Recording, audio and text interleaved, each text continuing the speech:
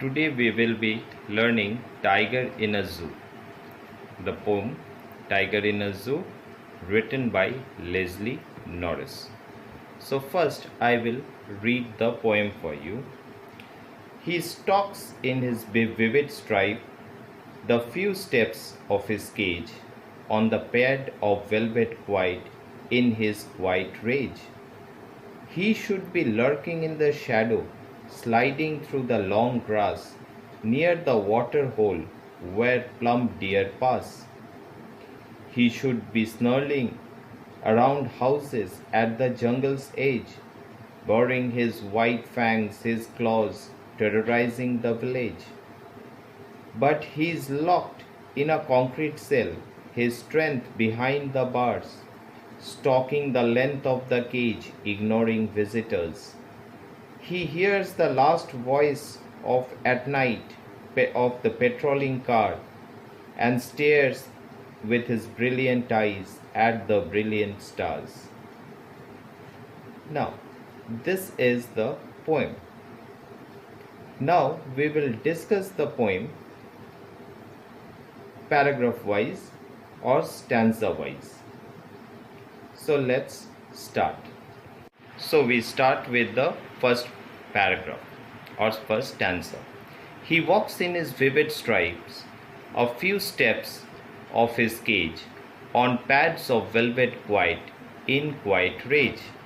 In this stanza, the poet describes the appearance of the tiger in the zoo and its daily movement. He says that the tiger moves up and down his cage. The stripes on his body can be distinguished, even seen from far, as they are darker in color than the rest of its coat. The tiger walks quietly without making a sound because of his smooth velvet pads.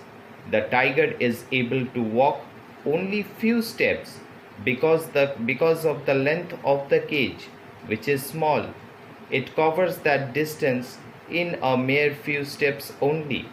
The tiger is full of anger, but it is suppressed because he knows that he is helpless there. So, the poet in this describes the tiger and his life in the cage. Now we come to the next stanza.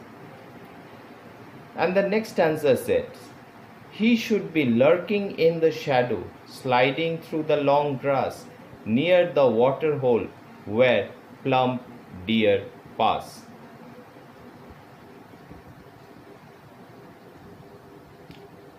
In this paragraph, the poet tells that he is sad looking at the caged tiger. So why he is sad? Let's understand. In this stanza, the poet is filled with pity while looking at the imprisoned tiger. The poet imagines another life for the tiger other than the zoo. He says that the poor tiger should have been in its natural habitat, that is the wild forest.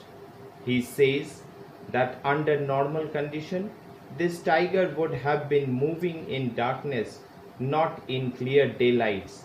It would have been lying in the shadow of trees or hiding itself behind the tall grasses so that its prey will not be able to detect its movement. In this way, the tiger would have moved near the water hole where all the animals of the forest come to drink on sunny afternoons. There, near the water hole, he would be waiting for some fat deer to pass that way. Thus, he would have a heavy feast. That means he would lie there in expectation of a heavy, good feast.